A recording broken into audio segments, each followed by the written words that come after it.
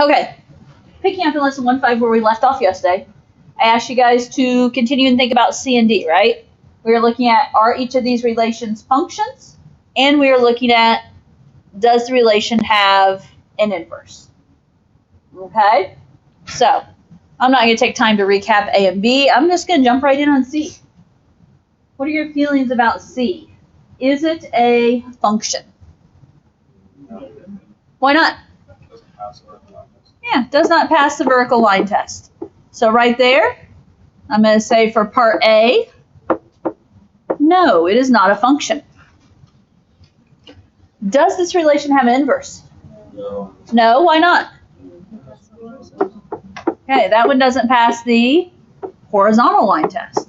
So this one does not have a function, or is not a function, and does not have an inverse. Okay? Okay, D. Is it a function? I think so. Okay. And here's the deal. What's happening right here where these breaks are? That's like the asymptote. There are, when you see, well, I didn't draw that quite right, but when you see something like that, it is designed to be a vertical asymptote. Obviously, a little bit of human error can enter into this one since it's hand-drawn, but those are designed to be vertical asymptotes, which means, does anything ever overlap? No, it does not. So that means that, yes, goodness, yes, it is a function. Okay, what about B? No. Does it have an inverse? No, and you could either say no based on the top part, or you could say no based on the bottom part. It just takes one place to fail. There is a horizontal asymptote. Right, there is a horizontal asymptote, but that's not going to affect whether it is or is not a function. Okay, questions on that? I would say, did you guys fare okay on C and D? Not that they're that difficult, but, okay. Reminder from yesterday, what was it called if it is a function and it has an inverse? 1 to 1. 1 to 1. Because that means it passed the vertical and the horizontal line test, right? Okay, so just kind of a brief review there. So let's jump down into example 4. And example 4 is finding the inverse. Of all the stuff we're doing here, technically, we did this in Algebra 1. Or, excuse me, Algebra 2. Whatever it was I taught last year to you guys. Okay? We did this in Algebra 2. So find the inverse for each of the following if one exists. If you go back and look on the front page, there's some information about how to find an inverse. It was something we talked about down there in the bottom. How do we find an inverse?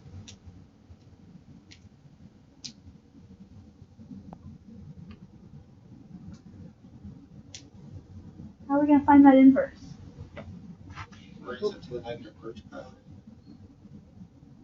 Well, that's how we'll write it in the end. Is we'll write f inverse, so f negative 1 of x. What is f of x? Let's start with, what is f of x another name for? That's another name for y. So I can rewrite this equation as y equals x over x plus 1. Because we know that f of x is another way of saying y. Now, with that in mind, how do we find an inverse? Would it be that you switch out y and x, so it'd be y over y plus 1? Mm-hmm. Yeah, and very bottom line sentence of the front page of notes. Switch x and y. So x's become y's, y's become x's. So in this case, instead of y equals, I'm going to write x equals. Instead of x over x plus 1, I'm going to write y over y plus 1. So if you want to put a note out here to the side, in terms of steps, the first thing we did is we switched x and y. Okay? Now, in order to be able to put this into function notation, f inverse notation, we need to make this equation so that it is what form? What needs to be out front? Instead of x equals, I want it to be y equals. So my job here, my other step is to, after you switch x and y, you're then going to solve for y. Okay, so that off to the left in green is kind of my two steps, generally speaking.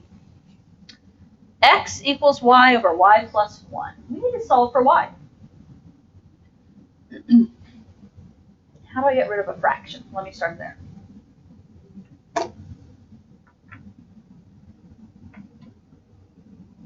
Multiply by this. Yeah. If a fraction is divided by y plus 1, the opposite of dividing by y plus 1 is to multiply by y plus 1. If I multiply the right by y plus 1 to get rid of that fraction, then guess what? We're multiplying the left by y plus 1.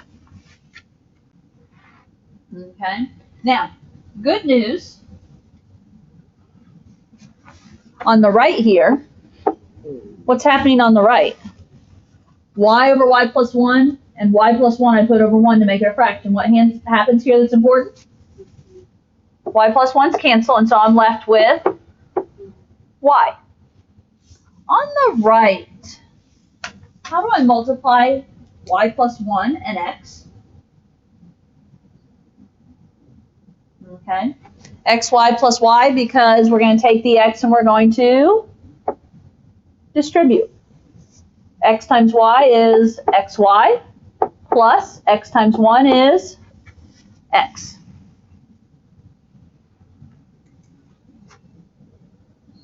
Okay. Have I totally solved for y? I mean, I have a y equals, but what's the catch? I have a y equals, but there's a y in that equals part. So, how do we get y, all the y's together on one side? Subtract, what do you want to do? Subtract xy over? Since this y is already over here on the right by itself, I would take this plus xy and I would subtract xy. If you subtract xy on the left, subtract xy on the right. And then at that point I have x equals y minus xy. Okay.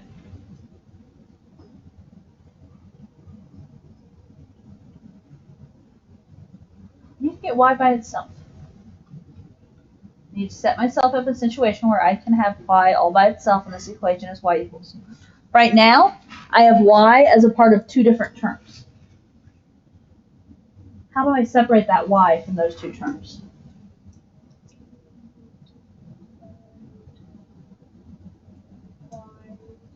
X, Y, over 4. Okay, I say dividing is heading in the right direction, but we're not going to divide yet. We're going to take, but it's kind of like dividing. We're going to take, since both terms have a y, we're going to take the y and factor it out.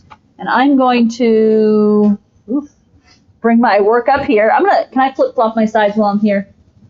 So I have my, if I make my right my left, so if I factor out a y, I'm going to have y times, y divided by y leaves me with 1 minus xy divided by y leaves me with x.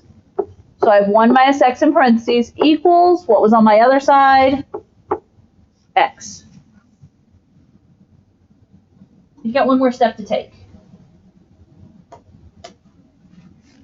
This right now reads y times 1 minus x. Now we're ready to divide. Because since it's y times that quantity, I can just divide by that whole quantity at once. So I can divide by 1 minus x, which is why we factored it before we tried to divide. If I divide the left by 1 minus x, divide the right by 1 minus x. So I have y equals x over 1 minus x. Not the easiest solving in that particular case, was it? But it's still doable. Okay, those are still good solid steps to know. Now, there's one way, I believe, yeah. There's one thing I would do to finish this off. How do we show that this is the inverse function? It's the -1. Yeah, instead of leaving it as y equals, we can rewrite it as f inverse x. So just replace the y with f inverse x equals x over 1 minus x.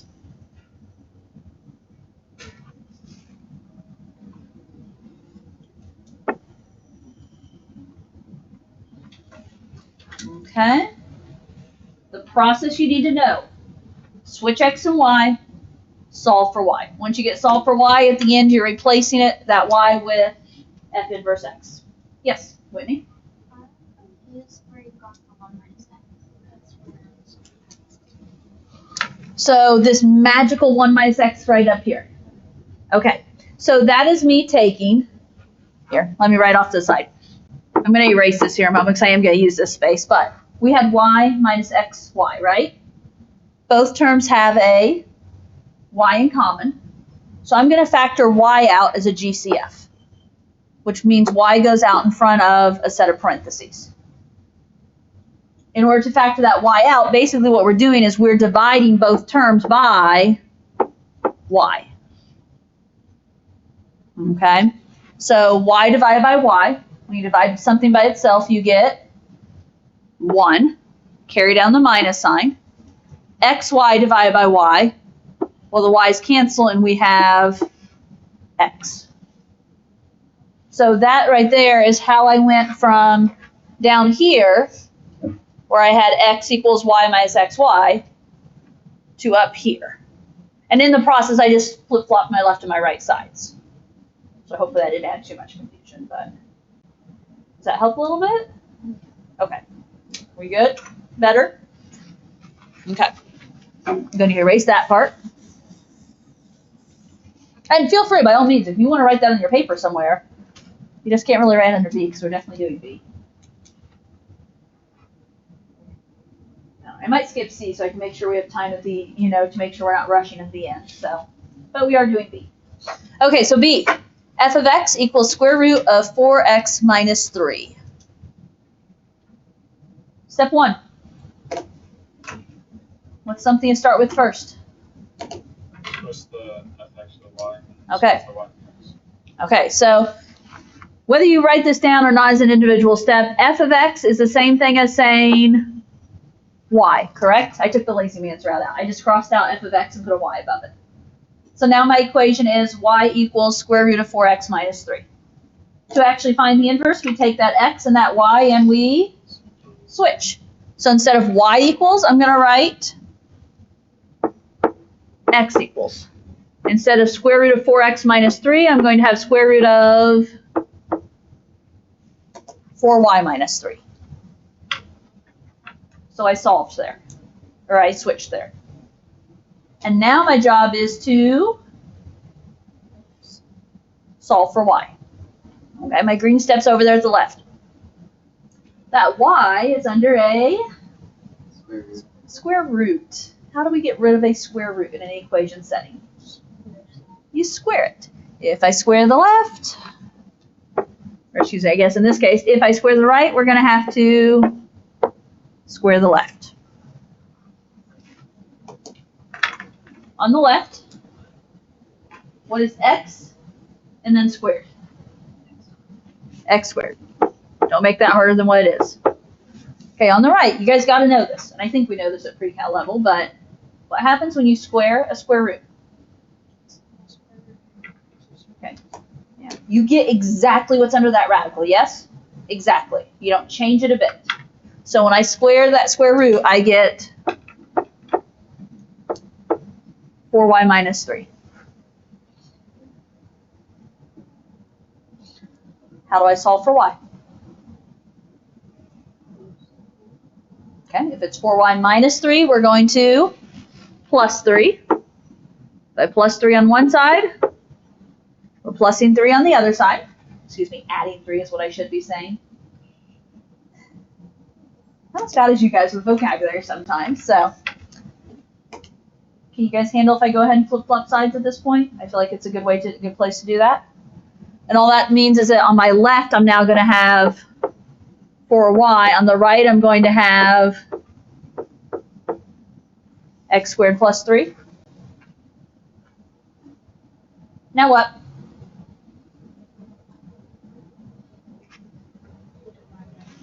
Yeah, to get y by itself, we're going to divide by 4. If I divide the left by 4, we're going to divide the right by 4. And there's a couple of different ways you could do that. So, what is 4y divided by 4? Y. Since I only have room for about one line left, what am I eventually going to replace y with? F inverse of x. Are you okay if I go ahead and do that? Because you realize it's going to be a y, but I'm going to go ahead and skip that and say F inverse x. Now, the way I showed mine is I did each term divided by 4. And so x squared divided by 4, do you realize there's an invisible 1 in front of x squared, isn't there? That didn't work out, right? So I could say 1/4 x squared plus 3/4. Now, an equivalent equation, did anyone write it as x squared plus 3 and then just all divided by 4? That is equivalent. You understand what I'm saying? If you would have done x squared plus 3 divided by 4, that is equivalent. And that's not necessarily wrong, or it's not wrong. It's just sometimes we have one preference over another depending on what situation we're in. Okay? I honestly don't have a preference in this situation. I just looked at my previous notes and I put it as 2 terms. But unless we have a reason we have to, I'm equally fine with this. Yes? Can you write x squared over 4 as an answer? Or do you want You can, yes. That would be equivalent too. Yeah, if you would have just left it as x squared over 4, that's equivalent. I'm taking advantage of the opportunity to remind you that it is also 1/4 x squared. So there we've talked about 3 equivalent options. I'm good with all of them. Okay? Okay. I want to make sure I don't run out of time. I don't think I will, but can you guys handle if I skip C and move down to the bottom? Make sure there's some fog and golf stuff down at the bottom that we have to talk about. Well, it doesn't say that, but we get to do some of that stuff. I want to make sure that I'm not, skimming over it. So.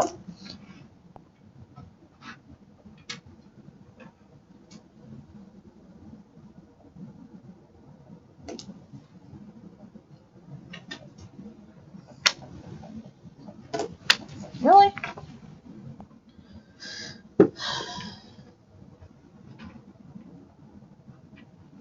I'm going to work on next week trying to get smaller files so I can do this slightly different, but been too busy today. Okay. So we're talking about inverses, right? And as we talk about inverses, first of all, you'll notice the inverse reflection principle. A function and its inverse are symmetric across the line y equals x. So when we talk about a function and its inverse, they are symmetric across the line y equals x. Can you visualize what the line y equals x looks like? It's like diagonal going up. Okay, diagonal going up. It would have a slope of 1, so it's going up 1 over 1, up 1 over 1, and an intercept of 0, right? So it's what you sometimes will hear called that perfect diagonal line.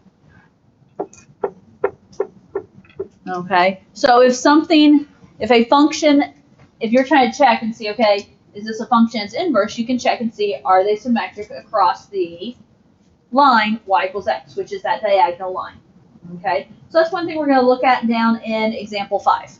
Okay, we'll get there here in a moment. And then down in example 6, we're going to talk about the inverse composition rule. And the inverse composition rule says a function f is 1-to-1 with an inverse function g if and only if fog equals x and goth equals x. We talked about this in Algebra 1 last year. Why am I on the hook of Algebra 1 today? Holy cow. Okay, we talked about this in Algebra 2 last year. The class I had you guys all in, okay?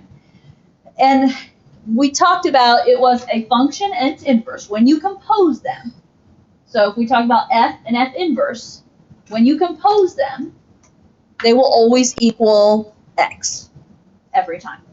And so that's what this is saying is if f and g are truly inverses, when you compose them both ways, so f composed with g, fog, and g composed with f, gaw. If you compose them both ways, they will always equal x. And that's one way you can prove that, yes, a function is one-to-one with an inverse, okay? So, let's look at example 5 first. It says, sketch the graph of the inverse function for the function drawn on the grid provided. Now, there's ways we can talk about doing this. Okay. First of all, what did we just talk about the graph of an inverse function? It is what? What do we talk about up here? The function's inverse are symmetric across that diagonal line, that line y equals x. So one thing you can do is you can take points and you can reflect them across that line. Now, the thing is, that's a diagonal line, so it's kind of a different reflection. But what do we know about x and y in an inverse? The x value and the y value between a function and its inverse are switched, right? So the other thing we can do here is we can take a given, find some ordered pairs, take a given ordered pair and reverse it. So I'm going to kind of use those two techniques together there. Let's see. First thing I'm going to kind of do is I'm going to try and draw in that diagonal line. And when I draw in that diagonal line, keep in mind, and I'm putting it as dotted. It's not going to be perfect here because I'm not making the dots for it, but that's the line we're trying to reflect over. Is that perfect dotted, that dotted line that goes through 1, 1, 2, 2, 3, 3, 4, 4, so on and so forth.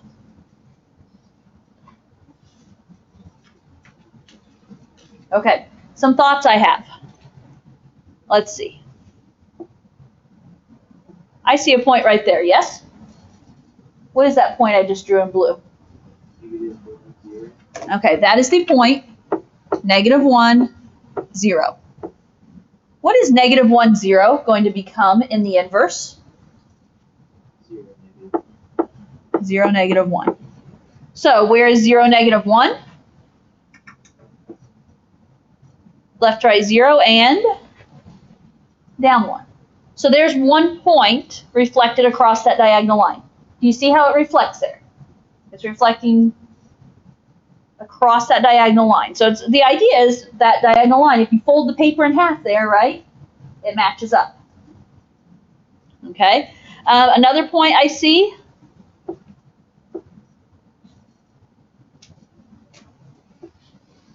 What is this point I'm drawing there?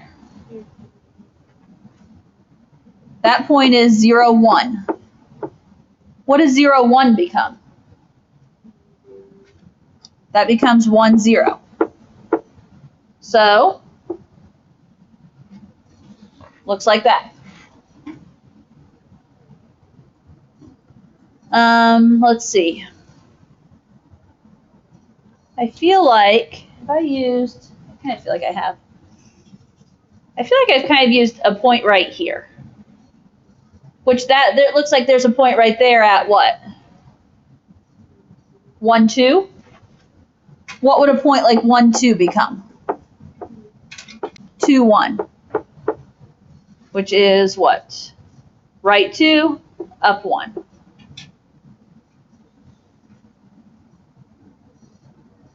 And there's one last point that I want to talk about. And I don't know what the ordered pair necessarily is. We don't have to talk about the ordered pair.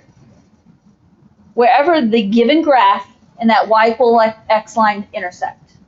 What do we know about that ordered pair there? If it's on this red diagonal line, x and y are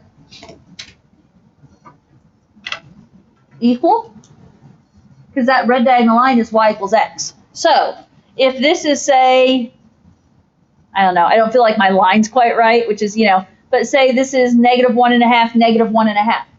What happens when you flip-flop -1.5, -1.5? It's still going to be -1.5, -1.5. So my point is, wherever my graph touches this line, that point's going to be part of my new graph. Okay, so from here, it's about getting the right shape. And keep in mind, we're reflecting it across that line. And so what I kind of look at, like if I start here and start drawing, I'm headed over here to connect this, right? It's not going to be easy. Notice between these 2 points, my graph curves out and away from my diagonal line. So over here, I'm going to kind of curve out and away. Notice between my next 2 points, my graph is curved in towards my reflection line. Does that make sense? If it's curved in towards my reflection line, what's the reflection going to do? It's going to curve in towards my reflection line. Okay. This graph right here is going up. When you reflect over here across this diagonal line, instead of going up, we're going to be going more towards the right. On my other end of my graph, my line that was going down after it crossed through is going to be going more left. That is not the best. Definitely something I would do better with a pen and pencil on. But do you see the idea? What it's supposed to be? The idea is that if we could take this piece of paper and fold it in half and hold it up to the light, what I just drew would match up with what was originally there. That's the idea. Okay? So give that a try when you have to draw a graph and see what you can do with it. Okay. One other piece, unless you guys had questions there. This is the graphically drawing a inverse function. Now we're going to talk about in example 6. It says show algebraically that f and g are inverse functions. So we're not talking about a graph here because we're talking algebraically. We want to know that they are inverses. What's true of two functions if they're inverses? If f and g are inverses, then f composed with g equals x and g composed with f equals x. So we need to find Fogg and Goff to prove this. Because it says show algebraically. That's that dreaded idea of proving something like you did back in geometry. Okay? We're going to show it. So, if we start here, you guys can see for the most part if I go down here, right?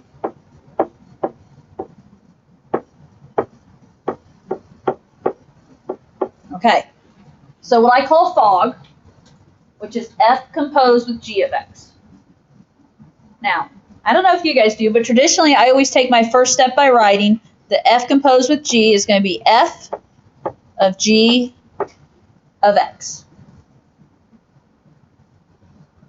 That means g is my inside function, and I'm going to put it into f, which is my outside function.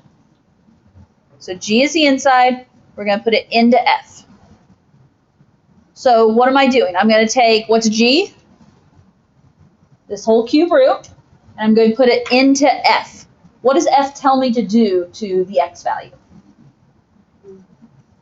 It tells me to cube it and then add 1 to it, right? That's what f tells me to do. It tells me to cube something and add 1 to it. Well, what is that input that I'm putting in there? That g of x is the cube root of x minus 1. So that input of g, I'm going to put it into x in my f, so I'm going to cube it and add 1.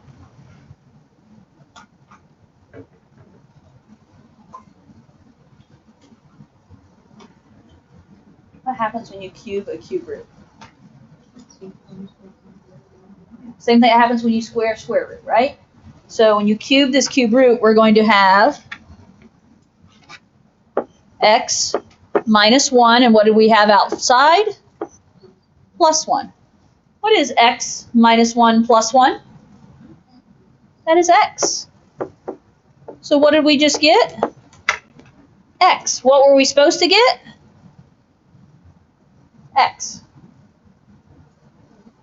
Now, does that totally show that f and g are truly inverses? Only halfway there. What do we have to do now? Yeah, we're going to reverse it. We're going to do the other way. So this time we have to find g composed with f of x, which is what I call Goff. So this is going to be doing g of f of x.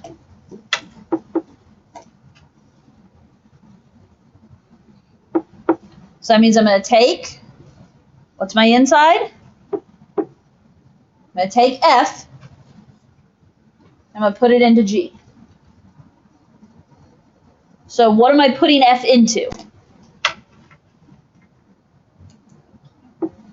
The cube root of something minus 1, right? That's my, g is my outside shell, if you will. F goes into it in place of x. So what is f that I'm putting in there?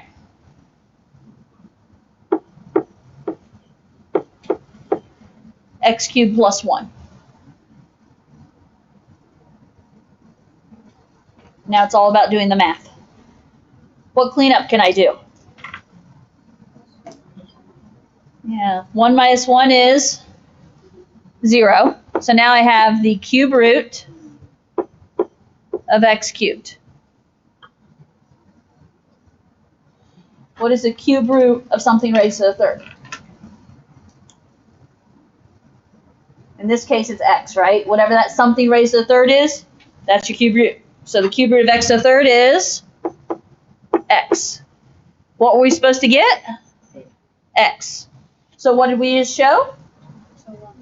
We just showed that these are inverse functions. Okay, g is the inverse of f. F is the inverse of g. Okay?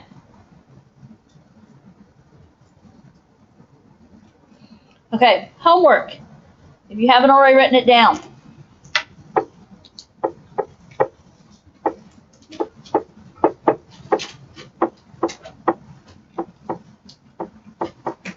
Page 126. Numbers 1 through 6, 9 through 12, 14 through 22, evens, and 23 to 29. I will say, in my notes, I have written on 14 through 22, I don't remember how the directions read, no domains.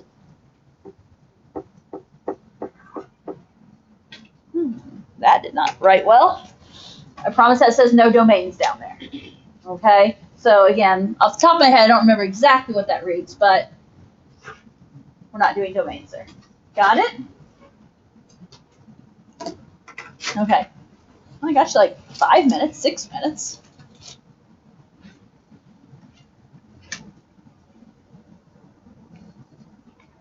Back with that done for Monday, I guess.